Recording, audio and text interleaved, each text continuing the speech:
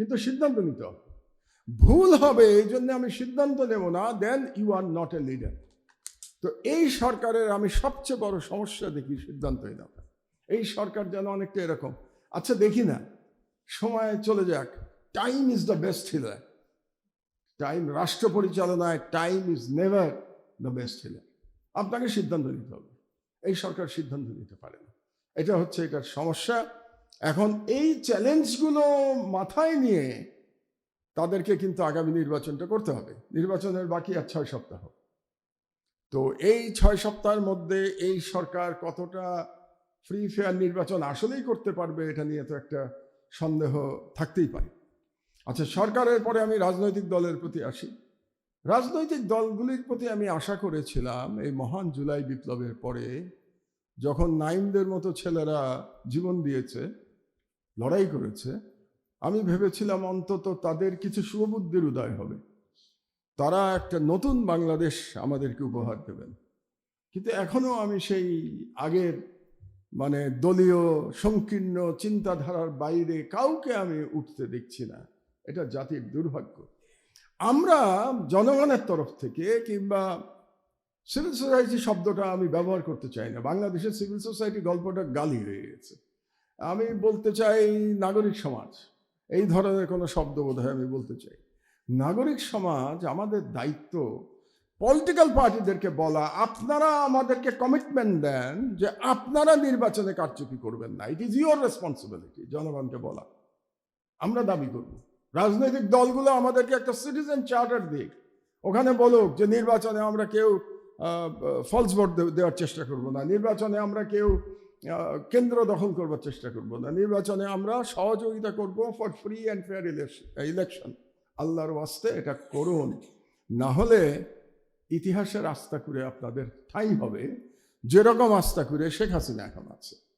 তো সুতরাং শেখ হাসিনার থেকে আপনাদের শিক্ষা নেওয়া উচিত। 15 বছর ক্ষমতায় ছিল এবং 15 বছর আমাদের পার্শ্ববর্তী আগ্রাসী শক্তি তাকে 100% সাপোর্ট করে গেছে।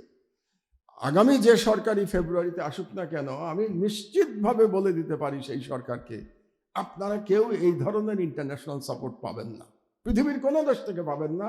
যেরকম ব্ল্যাঙ্ক চেক দিল্লির কাছ থেকে হাসিনা উপভোগ করেছে, এই ব্ল্যাঙ্ক চেক বাংলাদেশের আর কোনো দল কোনো রাষ্ট্র থেকে পাবে না বিদেশের, এটা গ্যারান্টিড।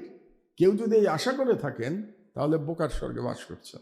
আপনাদেরকে ইউজ করবে, করে ছুঁড়ে ফেলে দেবে, এটা আপনাদের মাথায় রাখা দরকার। কাজে আপনাদের স্বার্থেই এমন একটা পলিটিক্যাল সিস্টেম নিয়ে আসেন আপনারা, যাতে করে আমাদেরকে কোনো বিদেশি শক্তির দিকে তাকাতে না হয়। ফাইনালি ইলেকশন কমিশন, আমি বেশ হতাশ ইলেকশন কমিশনের ব্যাপারে। আমার আশা ছিল ইলেকশন কমিশন ডিফারেন্ট হবে। আসার একটা ব্যক্তিগত কারণ আছে। ব্যক্তিগত কারণ হচ্ছে চিফ ইলেকশন কমিশনার আমার সহকর্মী ছিলেন। আমি যখন জ্বালানি উপদেষ্টা, তিনি আমার সাথে সচিব ছিলেন। খুবই অনেস্ট মানুষ, সৎ মানুষ, আমি পাবলিকলি বলছি, সৎ মানুষ। আমরা একসাথে কাজ করেছি 1.5 বছর, কাজে আমি জানি তিনি সৎ মানুষ, যোগ্য মানুষ। কিন্তু তিনি দৃশ্যমান না। দৃশ্যমান বলতে আমি বলছি না যে রোজ মিডিয়ার সামনে কথা বলতে হবে, ওই দৃশ্যমানের কথা আমি বলি নাই। বরং মিডিয়ার সামনে বেশি কথা বলার বিপদ আছে, ওটা কথা না বলে কাজ করা ভালো। দৃশ্যমান বলতে ফিল্ডে দৃশ্যমান না। কারণ হাদি নিহত হয়েছেন, শহীদ হয়েছেন তফসিল ঘোষণার পরে, আগে না। কিন্তু তাহলে তফসিল ঘোষণার পরে যদি একজন প্রার্থী নিহত হয়ে থাকেন, তাও টার্গেটেড অ্যাসাসিনেশন, যেই অ্যাসাসিনেশনের কথা ইন্ডিয়ান মিডিয়াতে বলছে যে তারা টার্গেট করে হত্যা করেছে, ইন্ডিয়ান মিডিয়া ক্লেম করছে যে তাদের গোয়েন্দারা টার্গেট করে হাদিকে হত্যা করেছে। তো এমন একটা টার্গেটেড অ্যাসাসিনেশন হওয়ার পরে মাঠে আমরা ইলেকশন কমিশনকে দেখতে চেয়েছিলাম, ইউনূস সরকারকে না। কারণ আইন হলো, যখনই তফসিল ঘোষণা হয়ে যাবে, এখানে আপনারা সবাই ব্যুরোক্রেটরা আছেন, আপনারা জানেন তফসিল ঘোষণার পরে আইন শৃঙ্খলার সকল দায়িত্ব ইলেকশন কমিশনারের, এবং একটা ট্রান্সফার করতে পর্যন্ত ইলেকশন কমিশনারের পারমিশন লাগে। কোনো ইলেকশন কমিশনারকে আমরা মাঠে দেখি নাই। এটা হতে পারে না, এটা আনপার্ডনেবল। আপনারা কোথায় ছিলেন এখন পর্যন্ত? আপনারা কোথায় এখন পর্যন্ত? আপনাদের কোনো অ্যাক্টিভিটি আমাদের নজরে আসেনি। এবং এছাড়াও আপনারা অনেকেই লেভেল প্লেইং ফিল্ডের কথা বলেছেন। দিলারা আপা একটু আগে বললেন লেভেল প্লেইং ফিল্ড সম্পর্কে একটা সন্দেহ তৈরি হয়েছে। কেন তৈরি হল? ইলেকশন কমিশন কি করছে? আপনারা সন্দেহ তৈরি করার সুযোগ দিচ্ছেন কেন? বিচার সম্পর্কে একটা কথা বলা আছে যে ন্যায় বিচার শুধু হলেই হবে না, এটা দৃশ্যমান হতে হবে, এটা পারসিভড হতে হবে। ইলেকশন কমিশনকেও আমি একই কথা বলবো, শুধু কাজ করলেই হবে না, আপনাদেরকে পারসিভড হতে হবে যে আপনারা কাজ করছেন।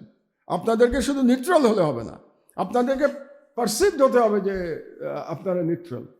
পলিটিক্সেও একটা কথা আছে, politics is perception, politics is perception. জনগণ যেটা মনে করে ওটাই রাজনীতি।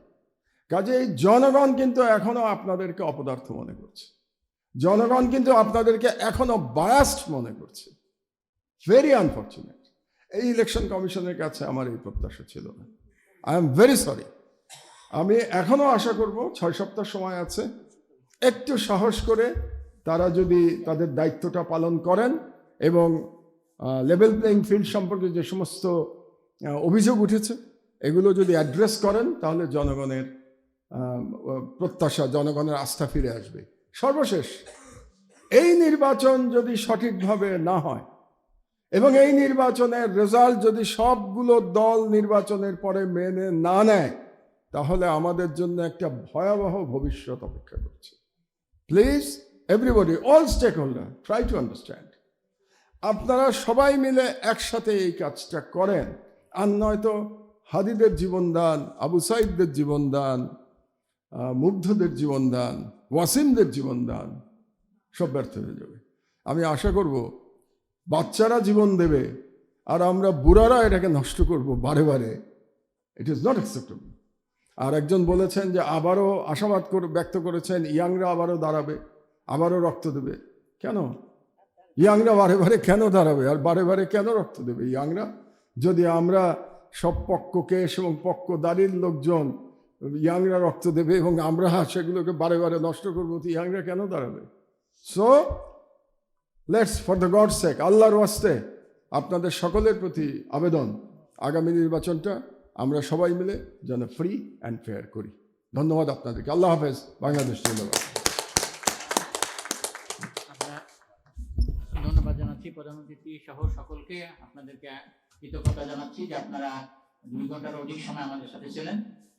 এখন আমরা, এবং সেই আদর্শটার নাম হচ্ছে বাঙালি জাতীয়তাবাদ।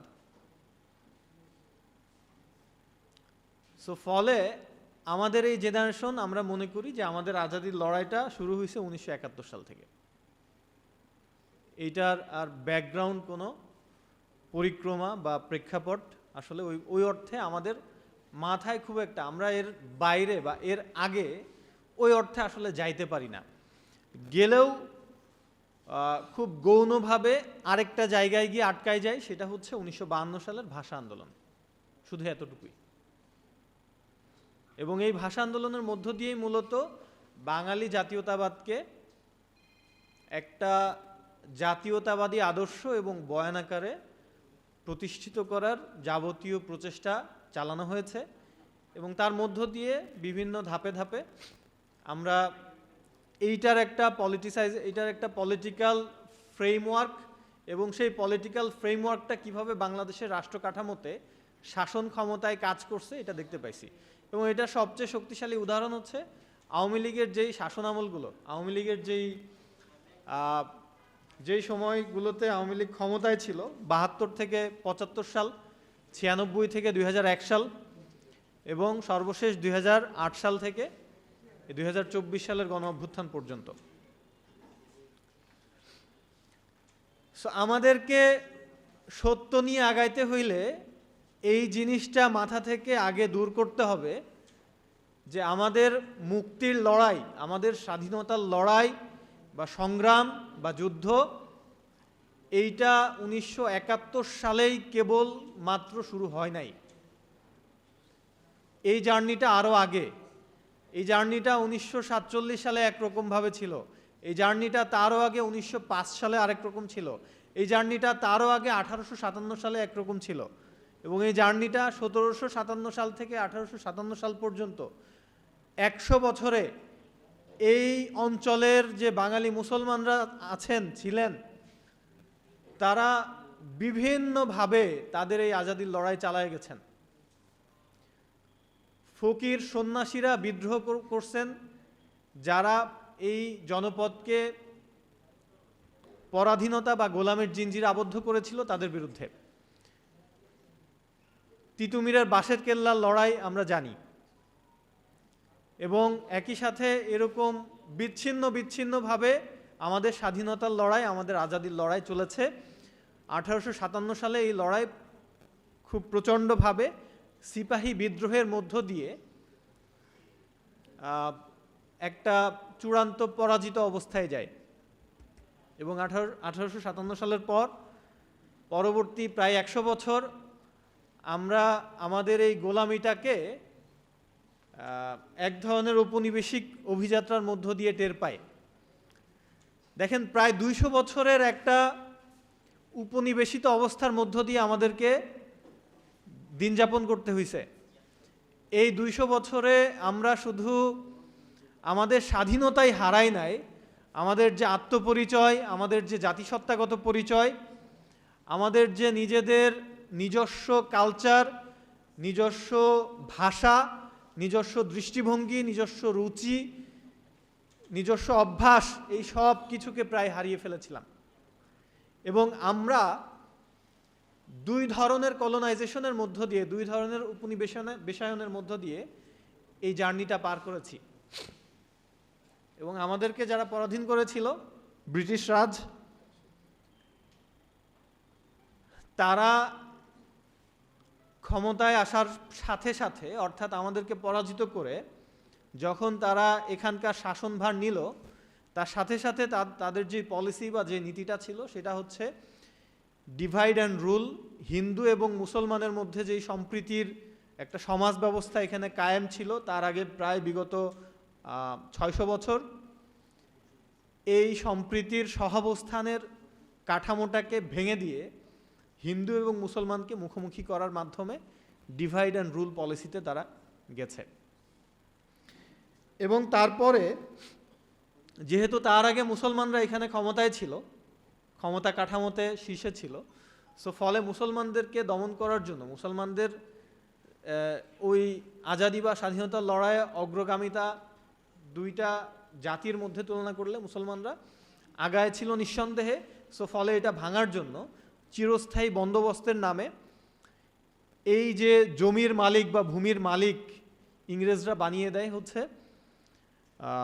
হিন্দু ব্রাহ্মণ জমিদারদেরকে, এবং পরবর্তীতে এইখানে তাদের মাধ্যমে এই যে ব্রাহ্মণ্যবাদী শাসক গোষ্ঠী, এলিট, তাদের মধ্য দিয়ে, তাদের মাধ্যমে এই উপনিবেশায়নের একটা টুল হিসেবে, হাতিয়ার হিসেবে এই জনপদে, অর্থাৎ আমি এই বাংলার কথা বলতেছি, এইখানে এক ধরনের রেনেসা ঘটানো হয়, যে রেনেসার নাম ছিল হচ্ছে বেঙ্গল রেনেসা। এবং এই বেঙ্গল রেনেসাটা অ্যাকচুয়ালি এক ধরনের মানে হিন্দু জাতিবাদী রেনেসা, এবং যেটার পুরোহিতরা ছিলেন হচ্ছে রাজা রামমোহন রায়, বঙ্কিমচন্দ্র চট্টোপাধ্যায়,